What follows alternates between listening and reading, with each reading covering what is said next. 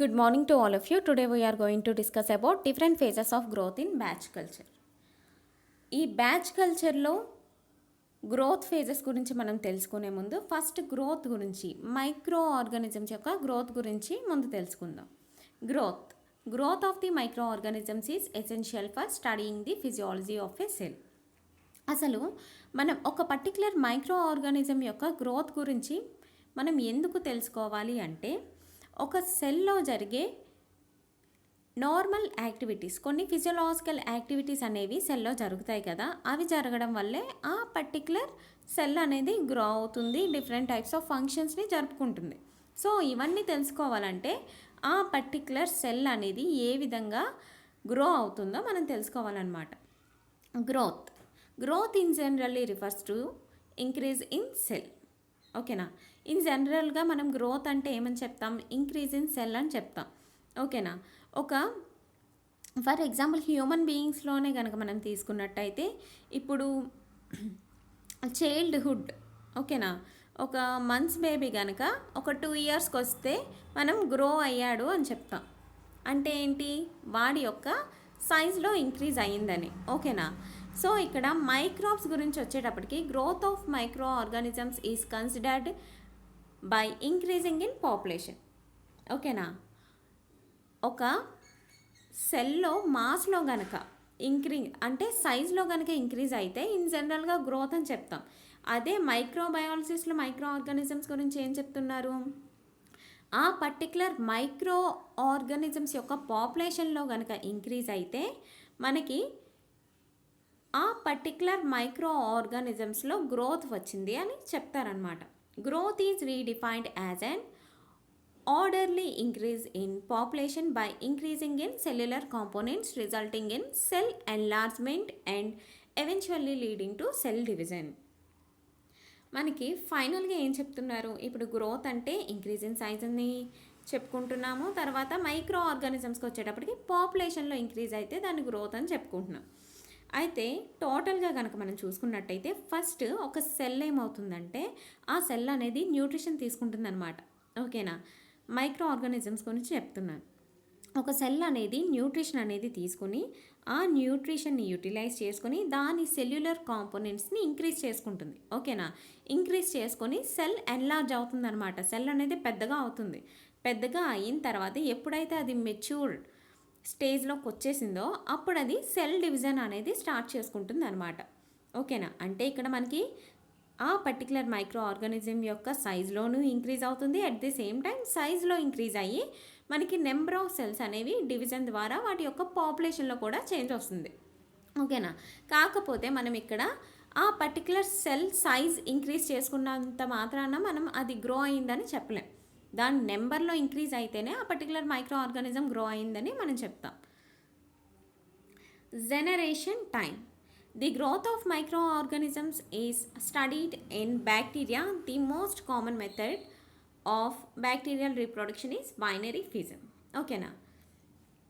ఈ బ్యాక్టీరియా కనుక మనం చూసుకున్నట్టయితే అది ఏ విధంగా రీప్రొడక్షన్ చేసుకుంటుంది, ఓకేనా, అది బైనరీ ఫిజన్ ద్వారా మనకి సెల్ డివిజన్ అనేది జరుపుకుంటుంది అనమాట. అంటే ఈ డయాగ్రామ్లో చూపించినట్టు ఒక సింగిల్ సెల్ నుండి 1 సెల్ నుండి మనకి 2 డాటర్ సెల్స్ అంటే 2 ప్రోజనీస్ అనేవి 2 ఇండివిజువల్ డాటర్ సెల్స్ అనేవి డివైడ్ అవ్వడం మనం అబ్జర్వ్ చేస్తాం.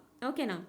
ఈ విధంగా ఒక సెల్ నుండి 2 డాటర్ ప్రోజనీస్ కనుక మనకి డెవలప్ అయితే దాన్నే మనం బైనరీ ఫిజన్ అని చెప్తాం. ఈ ఒక సెల్ నుండి 2 డాటర్ సెల్స్ అనేవి డివిజన్ చెంది 2 డాటర్ సెల్స్ ప్రొడ్యూస్ అవ్వడానికి అది ఎంత టైం తీసుకుంటుందో దాన్నే మనం జనరేషన్ టైం అని అంటాం. ఓకేనా. సో ఈ జనరేషన్ టైం అనేది ఇలా అంటే నెంబర్ ఆఫ్ జనరేషన్కి ఈ జనరేషన్ టైం అనేది మనం క్యాలిక్యులేట్ చేస్తూ ఉండొచ్చు. ఫర్ ఎగ్జాంపుల్ ఇప్పుడు ఈ డయాగ్రామ్లో చూసుకున్నట్టయితే ఇది ఒక సెల్. ఈ సెల్ ద్వారా మనకి 2 సెల్స్ అనేవి ప్రొడ్యూస్ అయినాయి. ఓకేనా. నెక్స్ట్ దీని ద్వారా మళ్ళీ మనకి 2 సెల్స్ అనేవి అంటే ఈ 2 సెల్స్ నుండి ఒక్కొక్క సెల్ నుండి మనకి ఇంకొక 2 సెల్స్ అంటే మళ్ళీ 4 సెల్స్ అనేవి మనకి ప్రొడ్యూస్ అవుతాయి. ఫస్ట్ ఒక సెల్ నుండి 2 సెల్లు ప్రొడ్యూస్ అయినాయి. ఇప్పుడు ఈ 2 సెల్స్ నుండి మనకి 4 సెల్స్ అనేవి ప్రొడ్యూస్ అవుతాయి. అలాగా వాటి జనరేషన్ అనేది ఇంక్రీజ్ చేసుకుంటూ ఉంటుందన్నమాట. ఓకేనా. నెక్స్ట్ ఈ 2 సెల్స్ నుండి మళ్ళీ ఇంకో 4 సెల్స్ ప్రొడ్యూస్ అవ్వడానికి తీసుకునే టైంని కూడా మనం జనరేషన్ టైం కిందే కన్సిడర్ చేస్తాం. ఓకేనా. Where n is the number of generation. The time required for a bacterium to give rise to 2 daughter cells under optimum conditions is known as generation time. Already మనం చెప్పుకున్నాం కదా, ఒక bacteria నుండి మనకి 2 daughter cells అనేవి produce అవ్వడానికి అది అంటే కొన్ని ఆప్టిమమ్ కండిషన్స్, దాని ఫేవరబుల్ కండిషన్స్లో బ్యాక్టీరియా అనేది రీప్రొడక్షన్ చేసుకుంటుంది కదా. ఈ రీప్రొడక్షన్ అంటే 2 డాటర్ సెల్స్ ప్రొడ్యూస్ అవ్వడానికి ఎంత టైం అనేది తీసుకుంటుందో దాన్నే మనం జనరేషన్ టైం అని చెప్తాం. Generation time is defined as the time per generation or time interval required for cells to divide. అంటే ఈ జనరేషన్ టైంని మనం ఏ విధంగా క్యాలిక్యులేట్ చేస్తామంటే ఒక పర్టిక్యులర్ టైంకి ఎన్ని జనరేషన్స్ అనేవి మనకి ప్రొడ్యూస్ అయినాయి. ఓకేనా. అంటే ఒక సెల్ నుండి డాటర్ సెల్స్ ప్రొడ్యూస్ అవ్వడానికి ఎంత టైం అనేది తీసుకుంటుందో దాన్నే మనం జనరేషన్ టైం అంటాం. దీన్ని మనం క్యాలిక్యులేట్ చేయడానికి G=T/N అనే ఫార్ములాని యూజ్ చేస్తామన్నమాట. G అంటే generation time, T means time interval in hours per or minutes, N number of generations. T అంటే జనరేషన్ టైం, G అంటే జనరేషన్ టైం, T అంటే మనకి ఈ నెంబర్ ఆఫ్ జనరేషన్స్ అనేవి ఎంత టైంలో మనకి ప్రొడ్యూస్ అయినాయి. N నెంబర్ ఆఫ్ జనరేషన్స్, ఎన్ని జనరేషన్స్ అనేవి ప్రొడ్యూస్ అయినాయి మనం క్యాలిక్యులేట్ చేస్తే ఒక జనరేషన్ అనేది ప్రొడ్యూస్ అవ్వడానికి ఎంత టైం అనేది మనకి పట్టిందో ఈజీగా తెలుస్తుంది. Different phases of growth in batch culture. Population growth of bacterial studied by analyzing growth curve produced by growing bacteria in closed system called batch culture. ఓకేనా. అసలు బ్యాచ్ కల్చర్ అంటే ఏంటంటే మనకి కొన్ని మైక్రో ఆర్గానిజమ్స్ అనేవి ఉంటాయి. కొన్ని ఇండస్ట్రియల్ పర్పసెస్లో కానీ ల్యాబొరేటరీ పర్పసెస్లో కానీ మనం పర్టికులర్ మైక్రో ఆర్గానిజమ్స్ని గ్రో చేస్తూ ఉంటాం. ఓకేనా. సో ఇలా గ్రో చేసే మైక్రో ఆర్గానిజమ్స్ అనేవి క్లోజ్డ్ సిస్టంలో కనుక గ్రో చేసి లిమిటెడ్ అమౌంట్ ఆఫ్ న్యూట్రియంట్స్ కనుక సప్లై చేసి గ్రో చేస్తే దాన్నే మనం బ్యాచ్ కల్చర్ అంటాం. ఓకేనా. సో ఇలా మనకి ఇండస్ట్రియల్ పర్పసెస్లో అనుకోండి మనకి డిఫరెంట్ టైప్స్ ఆఫ్ మైక్రో ఆర్గానిజమ్స్ని గ్రో చేస్తూ ఉంటాం. ఓకేనా. ఈ విధంగా మనం గ్రో ఎందుకు చేస్తాం కమర్షియల్ పర్పసెస్ కోసం గ్రో చేస్తూ ఉంటాం. ఈ మైక్రో ఆర్గానిజమ్స్ అనేవి గ్రో అవ్వాలంటే ఖచ్చితంగా వాటికి కొన్ని టెంపరేచర్ అని, ఓకేనా, అంటే వాటికి కొన్ని కండిషన్స్ అనేవి మనం మెయింటైన్ చేయాల్సి ఉంటుంది. అవేంటి? ఫర్ ఎగ్జాంపుల్ లైక్ న్యూట్రిషన్ కానీ, టెంపరేచర్ కానీ, మాయిశ్చర్ కానీ, pH కానీ, ఇవన్నీ మనం ఎగ్జాక్ట్గా మెయింటైన్ చేయాల్సి ఉంటుందన్నమాట. ఓకేనా. ఇవన్నీ ఉన్నప్పుడే ఆ పర్టికులర్ మైక్రో ఆర్గానిజం అనేది గ్రో అవుతూ ఉంటుంది. ఈ మైక్రో ఆర్గానిజమ్స్ ఏం చేస్తాయి? ఈ మైక్రో ఆర్గానిజమ్స్ అనేవి ఎప్పుడైతే వాటికి ఈ ఫేవరబుల్ కండిషన్స్ అనేవి మనం ఆర్టిఫిషియల్గా మనం ల్యాబొరేటరీ కండిషన్స్ మనం మ్యానిపులేట్ చేసి వాటి ఫేవరబుల్ కండిషన్స్ అనేవి మనం ఇచ్చామో అప్పుడు ఈ మైక్రో ఆర్గానిజం అనేది గ్రో అవ్వడం స్టార్ట్ చేస్తుంది అనమాట. ఇలా గ్రో అవుతూ ఇది డిఫరెంట్ ఫేజెస్లోకి వెళ్తూ ఉంటుంది. ఓకేనా. సో ఇప్పుడు ఒక పర్టికులర్ మైక్రో ఆర్గానిజం గ్రోత్ కనుక మనం తెలుసుకోవాలి అంటే మనం ఒక గ్రోత్ కర్వ్ని బేస్ చేసుకొని దాని యొక్క గ్రోత్ని అనలైజ్ చేస్తూ ఉంటామన్నమాట. ఓకేనా. అంటే ఈ బ్యాచ్ కల్చర్లో అంటే ఒక క్లోజ్డ్ సిస్టంలో గ్రో అయ్యే మైక్రో ఆర్గానిజం యొక్క డిఫరెంట్ ఫేజెస్ అనేవి మనం ఆ పర్టికులర్ గ్రోత్ కర్వ్ని బేస్ చేసుకొని మనం చెప్తూ ఉంటాం. Growth curve or sigmoidal curve. ఓకేనా. ఈ గ్రోత్ కర్వ్నే మనం సిగ్మాయిడల్ కర్వ్ అని కూడా అంటాం. Graphical representation of the growth of bacterial population over time in culture. ఓకేనా. ఒక కల్చర్ మీడియంలో మనకి ఆ బ్యాక్టీరియల్ పాపులేషన్ అనేది డిఫరెంట్ ఫేజెస్లోకి గ్రో అవుతుంది కదా. ఈ డిఫరెంట్ ఫేజెస్ని మనం ఈ డయాగ్రామ్లో చూపించినట్టు మనం ఒక గ్రాఫికల్ రిప్రజెంటేషన్ అనేది చేస్తామన్నమాట. ఓకేనా.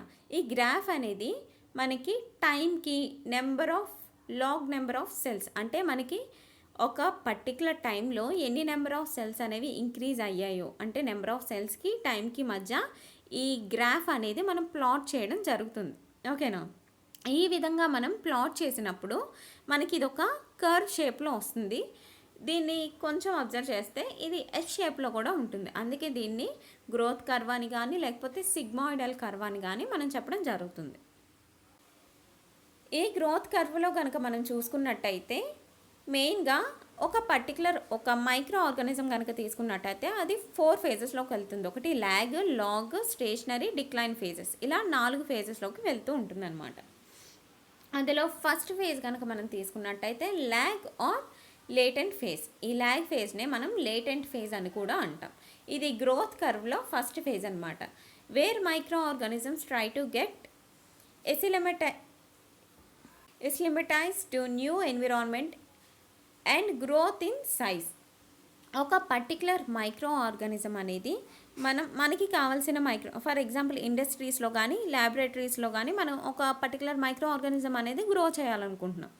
ఈ విధంగా గ్రో చేయాలనుకున్నప్పుడు ఆ మైక్రో ఆర్గానిజంని మనం ఐసోలేట్ చేసి దానికి కావాల్సిన న్యూట్రిషన్ అనేది సప్లై చేస్తాం కదా. ఇలా సప్లై చేసినప్పుడు అది గ్రో అయ్యే టైంలో 4 దశల్లోకి వెళ్తుందన్నమాట, 4 ఫేజెస్లోకి. అప్పుడు ఫస్ట్ ఫేజ్, ఓకేనా, అలా గ్రో అయ్యే ఫస్ట్ ఫేజ్ ఏంటంటే మనకి ల్యాగ్ ఆర్ లేటెంట్ ఫేజ్. ఇందులో మనకి ఏమవుతుందంటే ఆ పర్టికులర్ మైక్రో ఆర్గానిజం అనేది మనం వాటికి ఇచ్చే న్యూట్రిషన్కి, టెంపరేచర్కి, పీహెచ్కి, వాటన్నిటికీ అడ్జస్ట్ అవ్వడం స్టార్ట్ చేస్తుంది. ఓకేనా?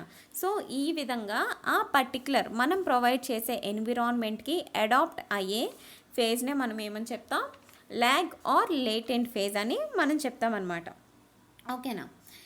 The cell synthesize cell component and prepare for cell division. ఇందులో మనకి ఆ పర్టికులర్ మైక్రో ఆర్గానిజం అనేది బాగా అడాప్ట్ అవుతుందన్నమాట. అడాప్ట్ అయ్యి మనం ఎక్స్టర్నల్గా ప్రొవైడ్ చేసిన న్యూట్రిషన్ అనేది తీసుకుని దాని యొక్క సెల్ సైజ్లో ఇంక్రీజ్ అవుతుందన్నమాట. దాని సెల్యులర్ కాంపోనెంట్స్ యొక్క సైజ్ అనేది ఇంక్రీజ్ అవ్వడం వల్ల ఆ పర్టికులర్ సెల్ సైజ్ అనేది ఇంక్రీజ్ అవుతుంది.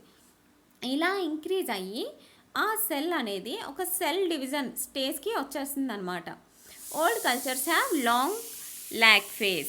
ఓల్డ్ కల్చర్స్ కనుక మనం చూసుకున్నట్టయితే ఇందులో ఒక లాంగ్ ల్యాగ్ ఫేజ్ అనేది ఉండడం జరుగుతుంది. అదే మనం ఫ్రెష్ కల్చర్స్ కనుక మనం తీసుకున్నట్టయితే దానికి కొంచెం ల్యాగ్ ఫేజ్ అనేది తక్కువ ఉంటుందన్నమాట. Log or exponential phase. During this phase microbial cells divide at maximal rate. ఓకేనా? ఈ లాగ్ ఫేజ్లో ఏమవుతుందంటే మనకి అది ఎంత ఇంకా పీక్ స్టేజ్ వరకు గ్రో అయిపోతుంది అనమాట. ఇంకా అంతకు మించి అది గ్రో అవ్వలేదు.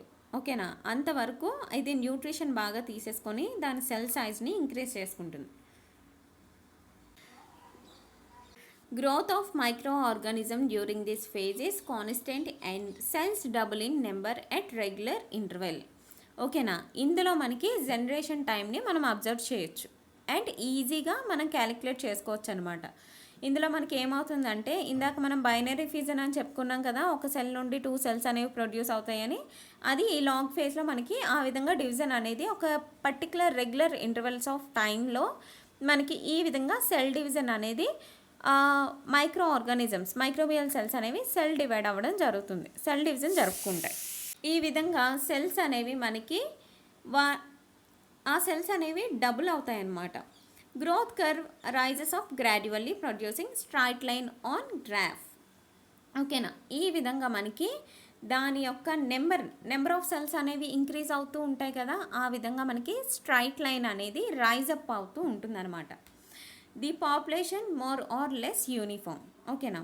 ఈ విధంగా మనకి ఆ పర్టికులర్ మైక్రో ఆర్గానిజం అనేది గ్రో అవుతూ ఉంటుంది కదా, గ్రో అయ్యి సెల్ డివిజన్ అనేది జరుపుకుంటుంది. ఓకేనా? ఈ విధంగా సెల్ డివిజన్ జరుపుకున్నప్పుడు అది ఒక యూనిఫామ్ స్టేజ్లో ఉండదన్నమాట. అంటే ఇప్పుడు ఒక 2 సెల్స్ని కనుక కంపేర్ చేస్తే ఆ 2 సెల్స్లో వాటి యొక్క మెటబాలిక్ యాక్టివిటీ కానీ ఫిజియోలాజికల్ యాక్టివిటీ కానీ ఆ సెల్స్ యొక్క కెమికల్ కాంపోజిషన్ కానీ అబ్జర్వ్ చేస్తే కొంచెం డిఫరెంట్గా ఉండడం జరుగుతుంది. ఓకేనా? ఈ గ్రోత్ కర్వ్లో కనుక మనం అబ్జర్వ్ చేస్తే ఇక్కడ ల్యాగ్ ఫేజ్లో మనకి ఒక లీనియర్ లైన్ అనేది మనకి ప్రెజెంట్ అయ్యి ఉంది. అదే లాగ్ ఫేజ్లో కనుక మనం చూసుకున్నట్టయితే ఒక స్ట్రైట్ లైన్ అనేది రైజ్ అప్ అవుతూ ఉండడం మనం అబ్జర్వ్ చేస్తున్నాం కదా. అంటే మనకి నెంబర్ ఆఫ్ సెల్స్ అనేవి ఇంక్రీజ్ అవుతూ ఉంటాయన్నమాట ఇందులో. అందుకే మనకి ఆ స్ట్రైట్ లైన్ కూడా రైజ్ అప్ అవుతూ ఉంటుంది. Stationary phase. ఈ స్టేషనరీ ఫేజ్ని కనుక మనం అబ్జర్వ్ చేస్తే ఈ స్టేషనరీ ఫేజ్లో న్యూట్రిషన్ అనేది అంటే మనకి ఇక్కడ ఏమైంది, లాగ్ ఫేజ్లో మనకి నెంబర్ ఆఫ్ సెల్స్ అనేవి ఇంక్రీజ్ అయిపోయినాయి అనమాట. అంటే మనం ప్రొవైడ్ చేసిన న్యూట్రిషన్ని యూటిలైజ్ చేసుకొని వాటి సెల్ సైజ్లో ఇంక్రీజ్ చేసేసుకొని అవి సెల్ డివిజన్ అనేది జరుపుకున్నాయి. ఈ సెల్ డివిజన్ అనేవి జరుపుకోవడం వల్ల మనకి కొత్త సెల్స్ కూడా ప్రొడ్యూస్ అయ్యాయి. అంటే ఇక్కడ ఏమవుతుంది, మనం ఇచ్చిన న్యూట్రిషన్ అనేది ఆ పేరెంట్ సెల్స్ యూజ్ చేసుకోవడం కాకుండా ఇప్పుడు కొత్తగా ప్రొడ్యూస్ అయిన సెల్స్ కూడా వాటి నెంబర్ని ఇంక్రీజ్ అంటే అవి కూడా మళ్ళీ రీప్రొడక్షన్ జరుపుకుంటాయి కదా. అంటే ఫస్ట్ వాటి సెల్ మాస్ అనేది ఇంక్రీజ్ అవ్వాలి. అంటే ఫస్ట్ ఇది న్యూట్రిషన్ తీసుకోవాలన్నమాట. అంటే ఈ డాటర్ సెల్స్ కూడా న్యూట్రిషన్ అనేది తీసేసుకుంటున్నాయి. అందువల్ల మనకి నెంబర్ ఆఫ్ సెల్స్ అనేవి ఇంక్రీజ్ అవ్వడం వల్లే న్యూట్రిషన్ అనేది తగ్గిపోతుంది. తర్వాత ఆక్సిజన్ కూడా లిమిటెడ్ అయిపోతుంది అనమాట. మనం ప్రొవైడ్ చేసిన ఆక్సిజన్ కూడా చాలా తక్కువగా అయిపోతుంది. నెక్స్ట్ మనకి ఈ లాగ్ ఫేజ్లో కొన్ని ప్రైమరీ మెటబాలైట్స్ అనేవి ప్రొడ్యూస్ అవ్వడం జరుగుతుంది. తర్వాత కొన్ని టాక్సిన్స్ని కూడా రిలీజ్ చేసుకుంటుంది. ఓకేనా.